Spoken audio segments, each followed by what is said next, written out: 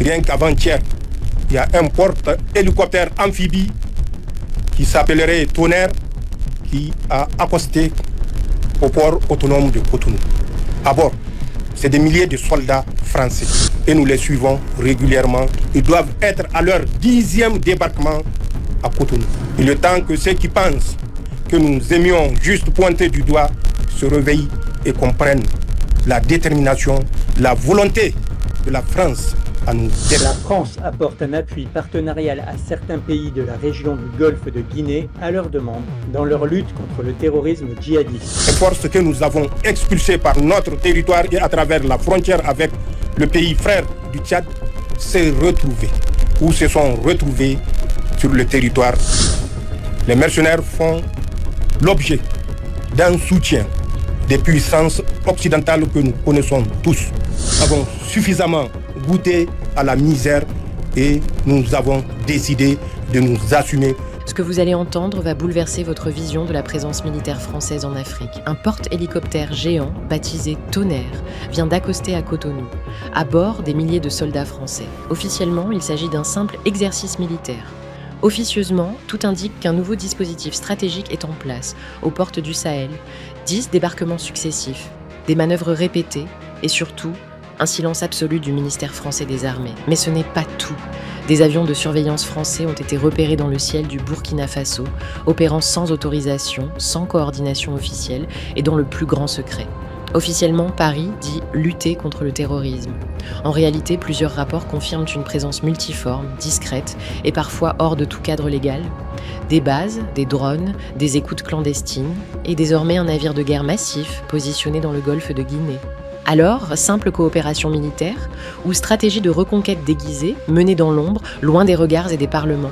Ce soir, on décrypte ensemble les dessous de cette affaire explosive, la militarisation silencieuse du Bénin, les opérations secrètes de la France dans le Sahel et les accusations directes des gouvernements du Niger et du Burkina Faso qui parlent de tentatives de déstabilisation planifiée. Vous allez découvrir des faits, des preuves, des manœuvres qui montrent que le Sahel est redevenu un champ de bataille invisible et que la France pourrait bien y jouer un double jeu. Préparez-vous, ce que nous allons révéler pourrait changer votre regard sur la présence française en Afrique. On écoute maintenant les discours et les déclarations qui lèvent le voile sur ce qui se trame réellement au cœur du Sahel. Bienvenue sur l'écoute du monde. Likez et abonnez-vous pour rester au cœur de l'actualité mondiale. Sous-officiers, militaires de rang, sapeurs, gendarmes, gardes nationaux, gardiens de paix, agents de douane et des eaux et forêts, au nom de la République, du peuple souverain, je vous félicite et vous dis merci. Merci au nom de la délégation qui m'accompagne, merci à mon nom propre. Des sacrifices, d'énormes sacrifices consentis pour garder notre chère patrie, le Niger, debout malgré l'adversité. En effet, depuis plus de 10 ans, nous faisons face à une insécurité transportée et implantée dans notre espace sahélien. Cette insécurité pour laquelle l'ensemble des forces de défense et de sécurité se sont mobilisées pour opposer une résistance farouche dans un premier temps avant d'inverser et reprendre l'initiative que nous avons conservée depuis lors. En effet, les résultats apparents aujourd'hui sont le fruit d'un sacrifice énorme consenti par l'ensemble des forces de défense et de sécurité avec le soutien du peuple résilient de notre espace nigérien d'abord, ensuite confédéral. Au nom de tous ces martyrs, des FDS et des civils, nous prions Allah pour que leur âme repose en paix et qu'il leur accorde sa rahma. À toutes les familles victimes de cette insécurité importée, nous témoignons la solidarité de la République du Niger. Et quand je parle de sécurité importée, je sais de quoi je parle. L'adversaire, l'ennemi. Posez-vous la question, comment est-ce que des États structurés, organisés, avec toutes les composantes pour assurer leur survie, font face à des difficultés pour renouveler les équipements et mieux assurer un équipement, une dotation permanente aux forces de défense et de sécurité. Quand on observe ces mercenaires changer de moto en milliers, changer d'équipement en dizaines de milliers plutôt, et qu'aucune organisation, selon ce qu'on veut nous faire croire, ne soit pas derrière ces tirailleurs d'un autre âge.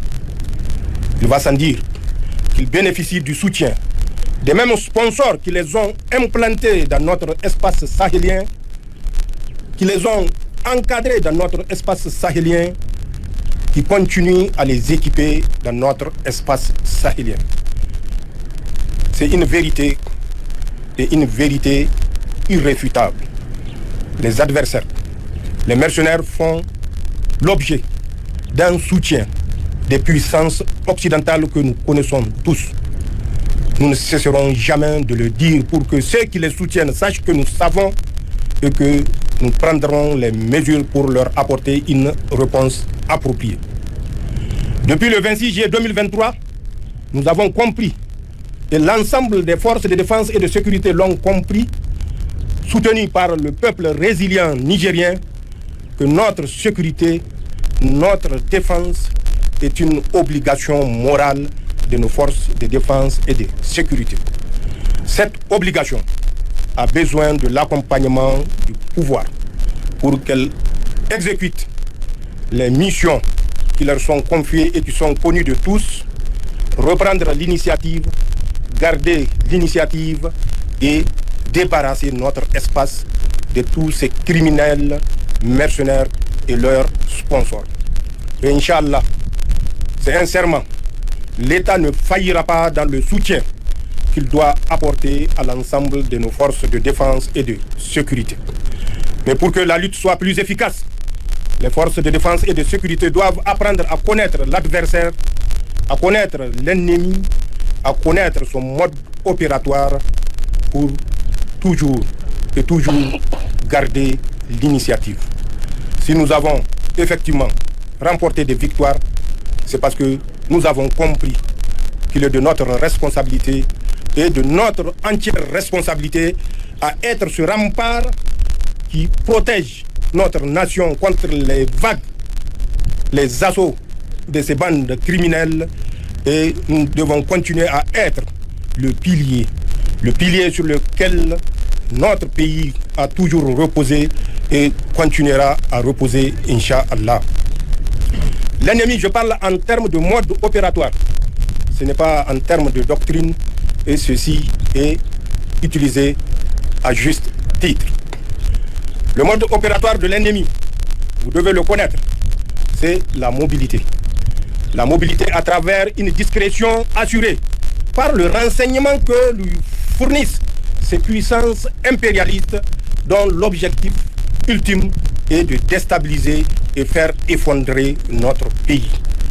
Mais Inch'Allah, cette volonté des adversaires, des ennemis et leurs sponsors sera, Inch'Allah, l'échec total.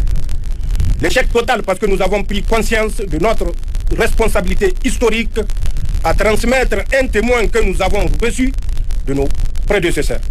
Ne pas le transmettre, c'est trahir l'histoire, c'est trahir la mémoire de nos ancêtres qui se sont battus pour conserver ces terres intactes, ces terres dont nous sommes aujourd'hui les dignes héritiers. Il s'agit entre autres, pour ce qui concerne cette région de Dosso, Alpha Seib, qui malgré son handicap n'a pas failli à son devoir de défendre son pays. Les prédécesseurs, c'est également Saraounia Mangou, qui malgré son statut a tenu face à la tristement célèbre colonne Paul Voulé et Chanoine. Nous connaissons notre histoire et c'est un avantage parce que nous avons là un instrument solide.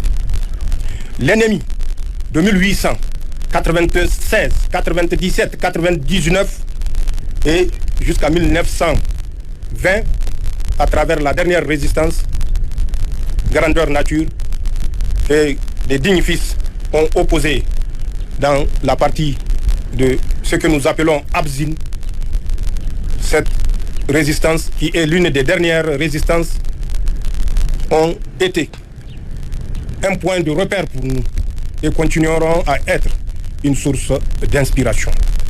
L'ennemi utilise toutes sortes de perfidies, mais c'est une perfidie qu'il a appris à connaître à travers des instructeurs aussi perfides qui ont envahi notre espace aux années auxquelles je viens de faire référence et qui continuent, nous le savons tous, à assurer cet encadrement dans la perfidie. L'ennemi procède par guérilla pour surprendre nos forces de défense et de sécurité. Et qui dit guérilla dit mobilité, furtivité. Et la seule parade que les forces de défense et de sécurité doivent garder en mémoire est la vigilance. L'ennemi n'est pas au-delà de notre portée. L'ennemi bénéficie des renseignements, comme je l'ai dit, et nous surprend dans nos moments de relâchement.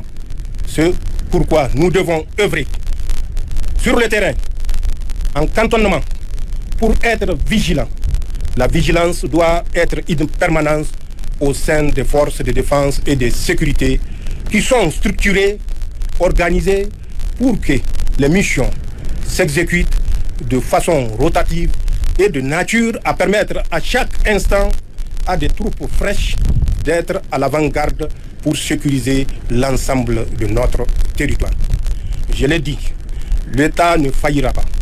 Certes, face aux besoins, on a l'impression que beaucoup n'est pas fait. Mais je vous rassure, et la haute hiérarchie militaire est consciente des efforts que ne cesse de fournir l'État nigérien pour garder notre pays debout.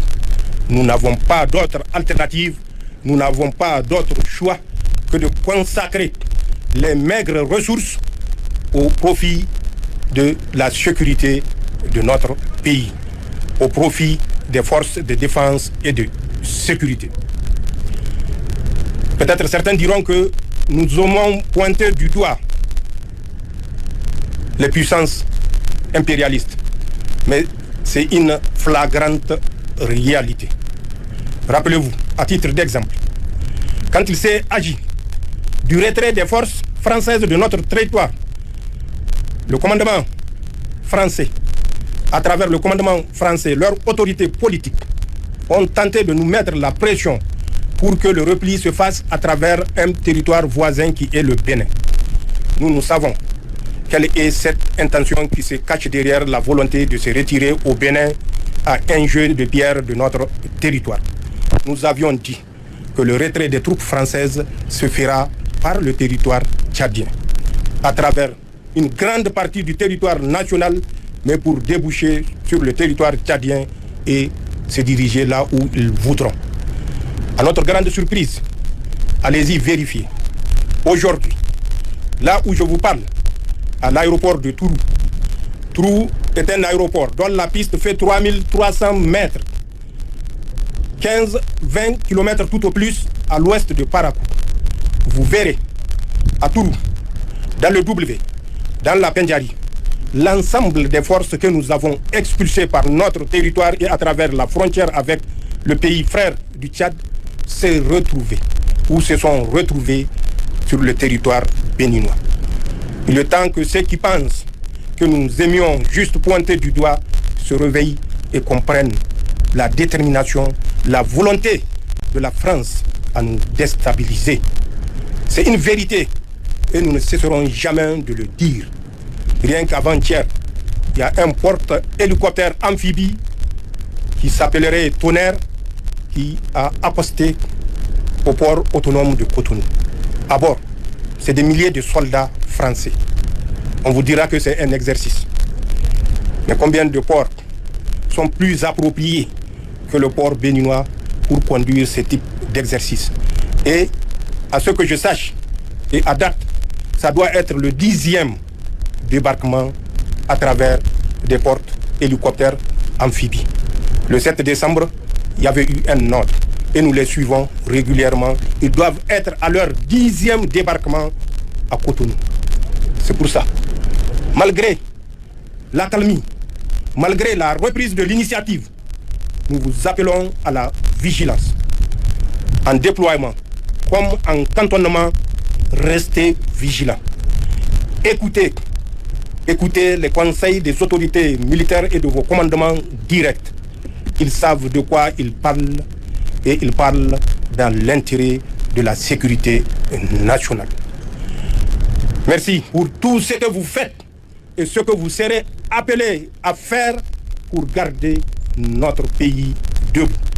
Nous nous organisons au niveau national et au niveau confédéral pour que l'espace confédéral, le Sahel troublé, pour nous mettre toujours en position de nécessité, en position de mendiant, pour que cet espace ne soit plus un espace occupé par des mendiants, mais par un peuple prospère. Et sur ça, et pour ça, pour atteindre cet objectif, l'État vous mettra tous les moyens à la hauteur de ses possibilités afin que les sacrifices que vous avez consentis et que vous aurez à consentir ne soient pas vains. Afin que notre espace et notre peuple connaissent le goût de la prospérité, connaissent le goût du bonheur. Nous avons suffisamment goûté à la misère et nous avons décidé de nous assumer pour ne plus goûter à la misère dans les jours, les mois, les années à venir au profit des générations actuelles et futures. Merci de tout ce que vous faites. Merci de tout ce que vous avez fait. Allah préserve notre pays, notre cher pays, le Niger et son peuple. Allah préserve notre confédération. Merci à l'ensemble des officiers, sous-officiers militaires de rang, sapeurs, gendarmes, gardes nationaux, gardiens de paix, agents des eaux et forêts, agents de douane qui se sacrifient toujours pour garder un Niger debout. Merci aux familles qui soutiennent vos activités, qui soutiennent et qui assument la responsabilité de chef de foyer en votre absence et qui assument cette responsabilité avec dignité. Merci au peuple nigérien qui a toujours cru à ses forces de défense et de sécurité et qui a manifesté sa disponibilité à consentir le sacrifice ultime pour le bonheur de notre pays. Allah nous préserve et nous accorde la victoire, Inch'Allah.